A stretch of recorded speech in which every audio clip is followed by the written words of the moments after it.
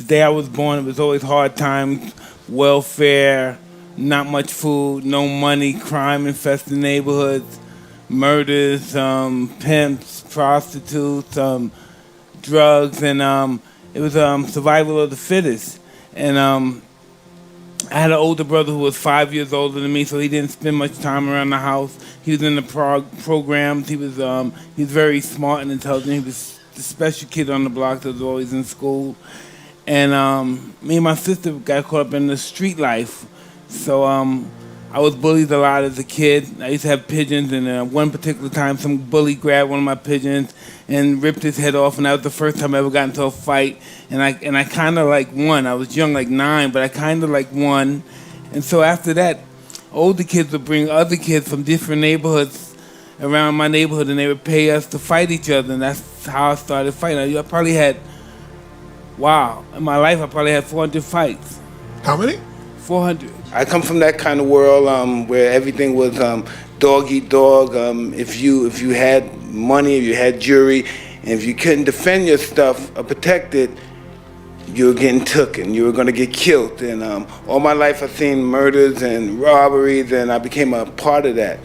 And I took the choice to become a part of it because when you think about it, I have a brother who's like one of the top trauma surgeons in the country. I had a sister that was a teacher before she passed. And so I come from a very educated background. I never passed the 9th grade because I was just so entrenched into the street world. I was just very allured to that. That was really what I wanted to be because you saw instant gratification as far as respect was concerned in the street world. I didn't have much patience, and that's what I wanted. So I started getting involved with crime at a young age. My first arrest, I guess I was 10 years old, my first arrest. Pickpocket, jostling. And so when I went to the institution, I realized I'm in this form. All my friends are here. Everybody that saw me in the streets, pickpocketing, other guys from different boroughs, and I got addicted to it even more. So I wasn't afraid to go to jail anymore. And so I became a more advanced criminal, so to speak. I got introduced to a gentleman by the name of Bobby Student. He started teaching me how to box because I thought I was a tough guy. I didn't know anything about being a tough guy, but I thought I was. And so I went there, and it was so ironic. He didn't want me to go because I kept improving. I broke his nose, and he was a professional fighter, and I'm 12 years old. This was just such an opportunity. I met a gentleman by the name of Customado, an old Italian man. And when I went there, he talked to me. He talked to me for 2 weeks. He just talked to me. I thought he was a pervert because he was saying all these things that I'm beautiful and I can do this. But when I sparred, I was getting shellacked. So I knew there was no way that he would think that I was a good fighter. But he saw something that I still don't see what he saw to this day. I don't know how it worked. And he said that I was going to be champ, I was going to do all this stuff. So your inspiration happened at 12 years old. Yeah. Then you meet Cus. Yes. How was Cus treating you? What happened for you to be loyal? What was his way of leading you? Developing into character. And that's why I had a wonderful time with him, because everything about his life was about me.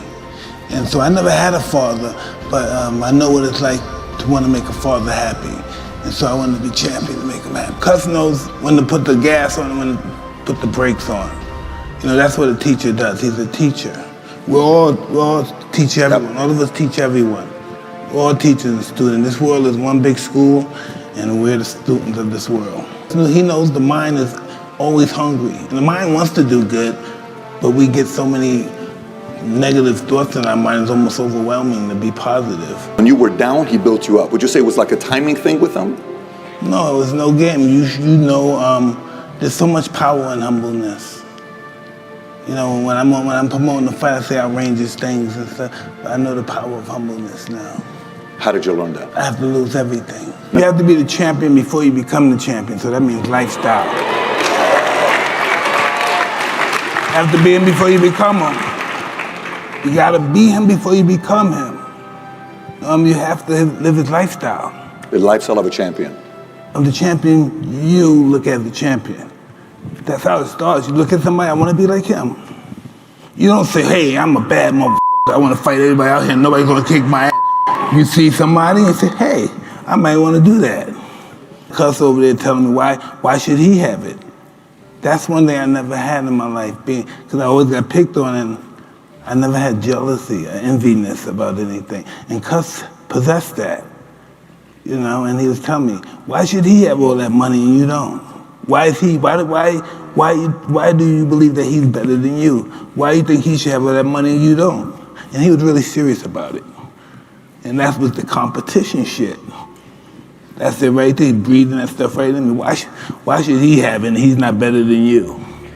He said how old he was, and I said he's 13. Then Cuss said he's lying. He doesn't want to go to prison with the grown adults, so he said he was 13. Wow. And so Bobby Student, because everything Cuss says is the Bible, and so he said, "Tell me the truth." After all these years, I've been there 2 years with him, and I said, "Tell me the truth. How old are you?"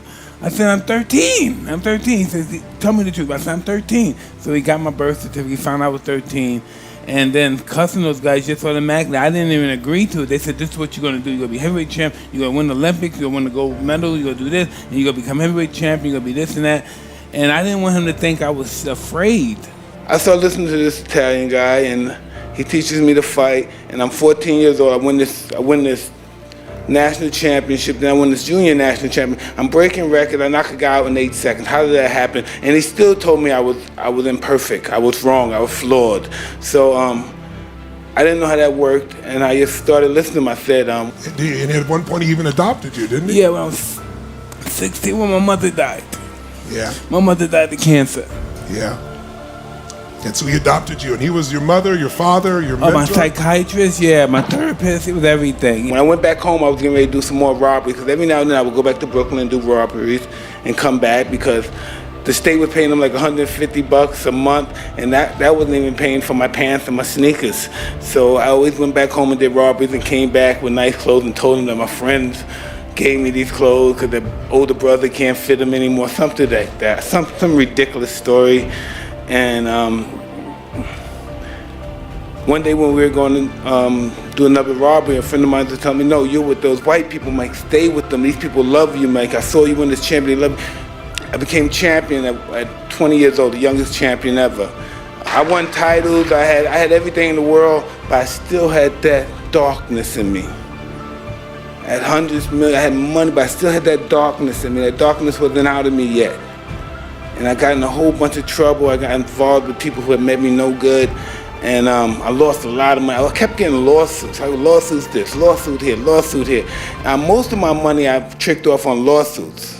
If I spend $250 million on girls and trips and clothes, that's nothing to what I did on lawsuits. And so I started going through this process of I'm cutting clean. So I get clean for a year. I get clean for 5 years, but then I relapse. And the reason why I relapsed is because I didn't have a spiritual awakening. I just wasn't using drugs. You know, I wasn't sober. I just wasn't using drugs and liquor. I just wasn't using, I was miserable, right? So eventually I received that spiritual awakening. I'm not perfect yet, but I'm just trying to get this stuff on track. And I'm sober. By being sober, I'm able to show up for my children. And I'm just very grateful that my kids are able to go to these schools. And sometimes they tease me because I don't spell as well as they spell. And I'm not advanced scholastically as well as they are. But I'm just happy that I'm able to put them in that position. I chose I was going to be different. I wasn't going to live that life anymore. And I was going to be the person I wanted to be. And everything I was doing in my past life, I was champ, I had money, that prevented me from being the man that I wanted to be. And I could pretty much say I'm on a course of being the person I want to be. I have dignity, I have self-respect, and anybody can just look at me and see what I'm doing. Walking into the ring, you ever get scared? To death. Really? Yeah. You never look scared? Well, that's the whole thing. Boxing's like acting. You always project what you don't feel on someone else. But I found out that as I got older, I found out they're more scared of me than I am of them. I don't care what people think about me. No? No way. If I did that, I wouldn't be, I guess, successful. I thrive off that. It's hard for me to even excel if somebody doesn't dislike me or hate me. I need it to excel.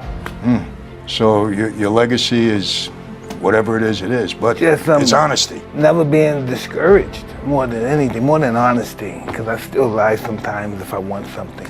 And it's just never getting discouraged, never giving up. Even if I'm lying, I know one day I'm gonna die, and whatever I said don't mean shit. Impossible is nothing to somebody who tries. Success for me is not cheating on my wife. Success for me is being responsible and being present. That's success for me. Arrested 38 times by age 13, heavyweight champion of the world by 20, convicted of rape by age 30. You've lived so many lives.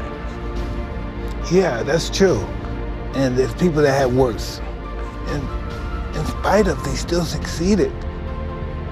So I'm nobody. I've been a millionaire most of my life. I'm good. I learned gratitude.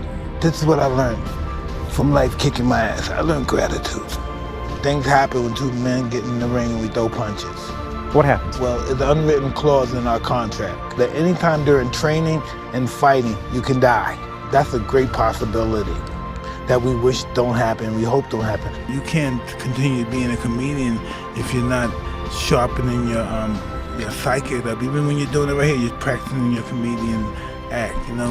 You have to continue to practice. The more you practice it, they say if you practice it for a year, you'll be better if you only practice it for a month. So the more you do it, the better you become. And it's not about money, because the money's going to be in charity and people going to, and it's just about doing something good. And that, from that perspective, that could be, I used to like feeling like I'm doing something good for somebody more than myself. I won't have in my mind, oh, I'm getting paid. I just don't want to never have that in my mind again. Yeah. I just never want to have, oh, I'm getting something for what I'm doing. I don't know what the future holds, but we're looking forward to just having fun and doing it for a purpose, a reason. When you decided to stop, was it difficult? Well, time will make you that person. Time will. Yeah, time will make you that person. What is time? I don't know. Right. As I got older in life, I had to deal with demons with that. I felt I was that kind of person that really my objective was just to hurt people as much as possible. Yeah. You know, not just beat them, but just to really hurt them, so they never forget me. And that was just my goal. That's what I learned from Cuss. That's all I knew. Yeah. And he didn't have much time to teach me because he died shortly. He only had 7 to 6 years to be, you know what I mean, to teach me anything. So what he had to teach me was fighting. Yeah. I'm just very grateful. I'm very grateful. I had a good life, and people liked me, and people gave me benefits and stuff. But that's not going to happen to the average guy. That's not going to happen. You know what's going to happen to him when he gets angry and he throws a tantrum like I throw my tantrum? They're going to come in the cell and they're going to beat him to death. You know, the goon squad's coming, they're going to beat him to death. I don't know, I'm capable of living a godly life. God to me is inconceivable to live a life of God. You know, we can only study his life and hope to be able to be in the path of God. But to live godly life is inconceivable to me. I just try to do the right thing. You know what I mean? And not necessarily the right thing is probably the best thing, but I just try to do the right thing. I try to respect everybody and treat everybody the way I want to be treated. You know, I don't have no, I don't care what you're black, white, Christian, I don't care what you are. You know, the only thing I want is respect, because I give respect. That's the only reason why I want it. I just realized that I wanted to change my life. I didn't like the way I was living my life. I wanted a different, I just wanted a better way of life. You know, I just didn't want to be the guy that had it all outside but had nothing inside. And I realized all this recovery and sober thing and life in general is an inside job. You know, if you're looking for happiness from out here, it's going to be disastrous. It's all an inside job. You know, it's all an inside job. You know, all we know about God is what people tell us about God. What our mothers or fathers, what they tell us about God. We have people starving out here. You know, and they have no other choice but to commit crimes, else they're going to starve to death or have no dignity, and their wife might leave them out of shame, or the kids might not have respect for them, and we need some action and work has to be done.